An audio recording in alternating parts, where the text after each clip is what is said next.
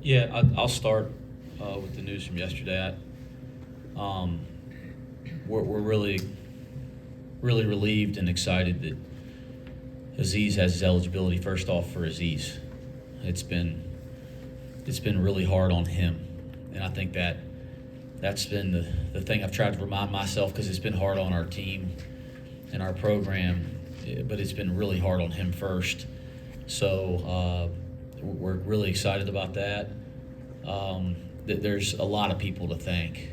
Uh, so first off, I want to thank President Pinto and John Cunningham for supporting him through this process. Um, and if I started going down the list of people, I'd miss people. So I'm going to be very cautious there. But, Drew Adams and Chad Dollar and our staff have worked tirelessly to try to support these guys on a day-to-day basis. And, there's been a team of people around Aziz that have been great. Even public support from people like David Yost, our Attorney General. Like that, I really appreciate everybody. And finally, I want to thank the NCAA for just doing the right thing. I appreciate it. I'm not one of these people that's not going to recognize that. I totally appreciate that. He belongs on the court. I'm glad we're finally getting there. It's a little bittersweet because, you still have a young man in that locker room, Jameel Reynolds, that he really does deserve to be out there too and have that same moment that Aziz has. And every day that it doesn't happen, it's hurting him. And so, we're not like done yet. Trying to get the guys on the floor. But that's a step in the right direction with Aziz. The neatest thing I'll say is watching Jameel's reaction to Aziz's clearance yesterday was just really special for me, maybe emotional. He was as happy as anybody for Aziz. And I think if you put that in perspective, to think about it, didn't help him. He's in the same position, but he was really happy for his teammate. That made me feel a certain way about the kind of guys we have in that locker room. So still feeling for him quite a bit, but it's a step in the right direction. And I do want to thank the NCAA for doing the right thing, and I hope we'll do the right thing for Jameel as well. I don't know if you've been around the guys yet today or not as you get ready for practice, but maybe a little different bounce in everybody's step, knowing at practice today that the big guy's not a decoy, that he gets to be part of the game plan? Yeah, I haven't. We've been huddled up as a staff, game planning and preparing for practice all morning. We'll see him here in an hour and a half or so.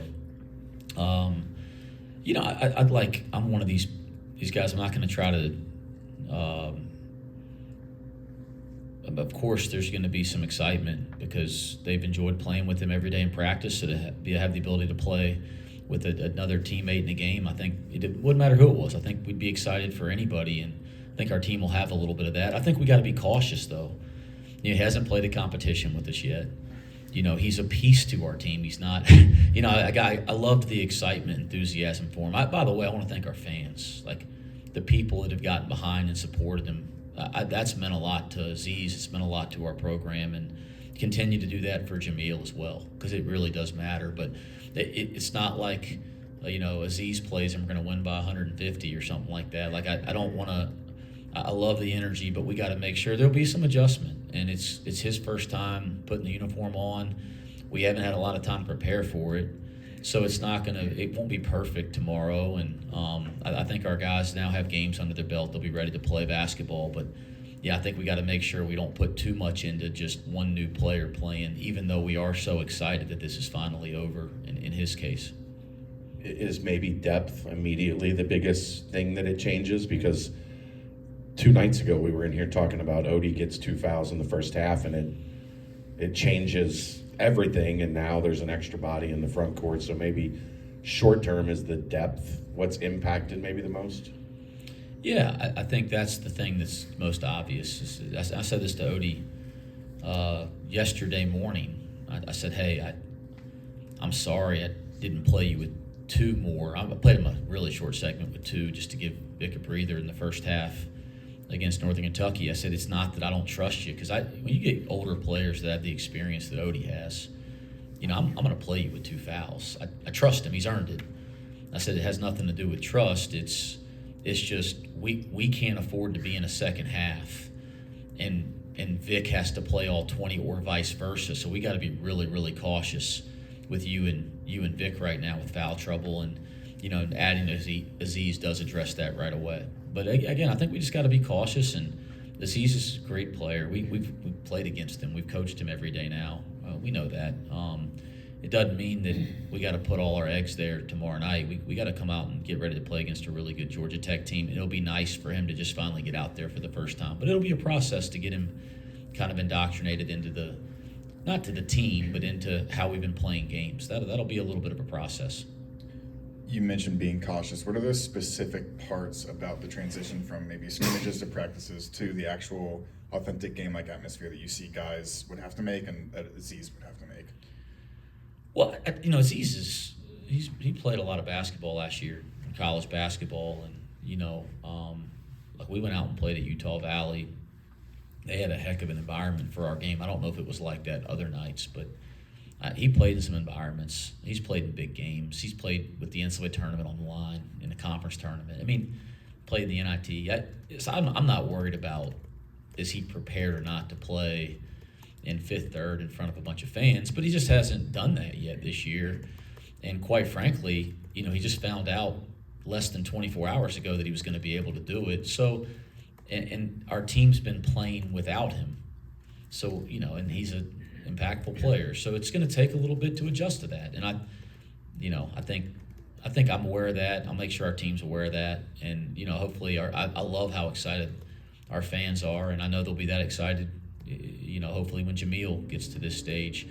But as excited as everybody is, like, we got to understand it's not like you snap your fingers and, he's going to be at the same level he'll be after doing this with us for 2 or 3 weeks in games. Go back to yesterday, quarter after 5:20, after whenever it was. How did you tell him? Where was it?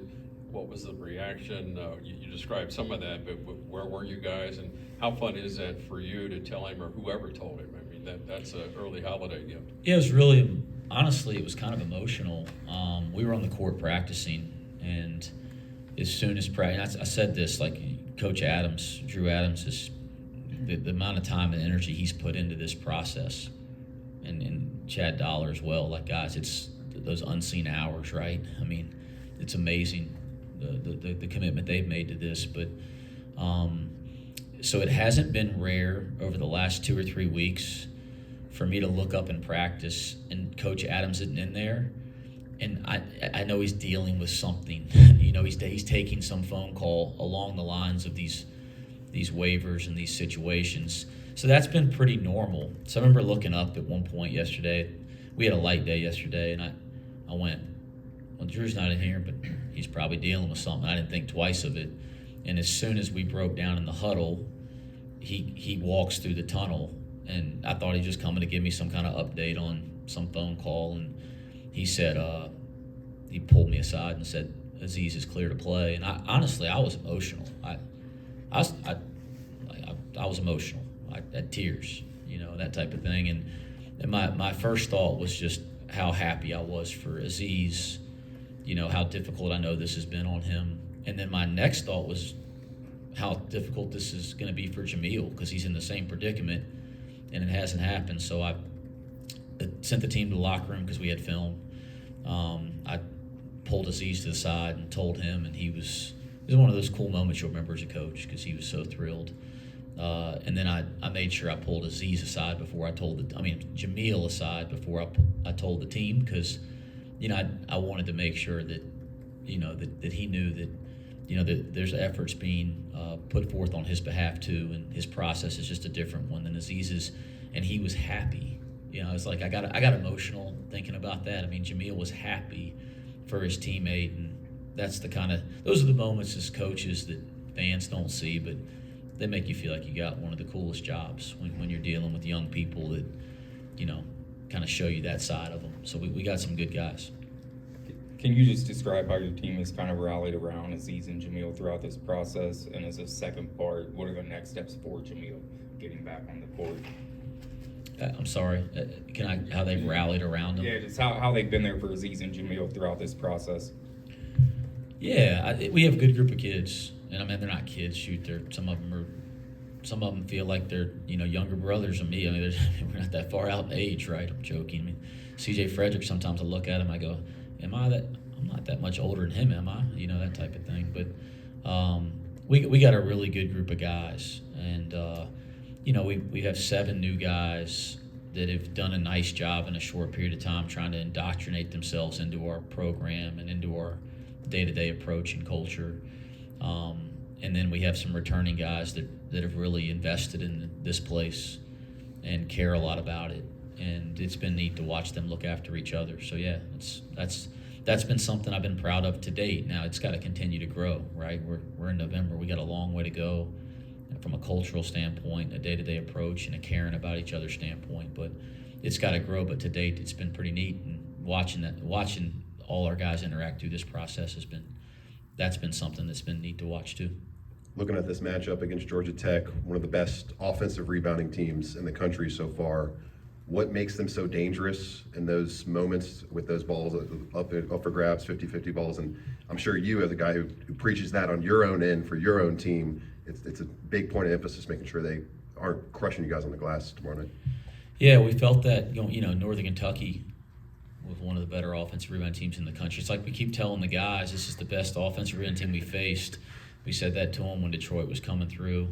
And we said that again with Northern Kentucky. And then we said that again in Georgia Tech. And they're looking at us like they can say this every time we play a game, But it's actually true. And Detroit all Mike Davis's teams are great rebounding teams. And then Northern Kentucky's like top 30 in the nation going into our game in offensive rebounding. And you can see the physicality they play with on tape, and you could feel it in the arena here on Sunday. And then, as you mentioned, Damon's got his team really crashing, especially from the corners and the wings and the weak side. They crash consistently, and they might have as good of a collection of wing players as there is in college basketball. It's scary on tape. You start going through the list, and you're like, those guys are good, man. I think Kelly was close to staying in the draft, starting to go through the scout and research him, and I can see why when he came back to school. And it's like guys that not only are really talented on their team on the perimeter, but have played a ton of college basketball and have a ton of experience. And you just keep going down the list, and there's like 4 or 5 of them that you just, whoa. And so it's not just the offensive rebounding, but those guys are crashing from the perimeter, and they're big, and they're athletic, and they're hungry, and it's noticeable on tape. And that's not to mention the guys they're playing in the front court that are terrific rebounders as well. So it's that'll be a challenge going into this one, and something we've talked about as a staff. We've already talked about with our team, and we'll work on in practice. We've got time for 2 more. When you look at a guy like Jizzle James, having a player like Aziz playing with him, is it just another option to make him more comfortable, or can playing with that kind of player actually teach him a lot about the point guard position? Well, I think Aziz has a good, really good feel for the game. I think sometimes, you'll see fundamentally, he may not look like he has the perfect footwork and the perfect shot fake. So if you actually watch him move, you might go, man, maybe he's not as fundamentally sound. He's actually incredibly fundamentally sound because he can really pass. He really knows where to be on the floor. He's strong with the ball. It just might not look the same because of his background, right? But he's got a great sense for how to play. He's really fundamentally sound. And I think he's experienced. So, when you're a young guard, the more guys on the floor that are like that, the easier it is for you, right? So there's a lot of guys on our team like that. I could, if we just singled out Aziz, then it's not fair because there's a lot of guys, and all those guys have been helping Jizzle quite a bit. But yeah, Jizzle and Aziz, played together a lot in practice, and they seem to have a pretty good rapport. You've been a basketball junkie pretty much your whole life. Any relatable Damon Stoudemire stories? He's been. Oh man, gosh, he was a great player, wasn't he?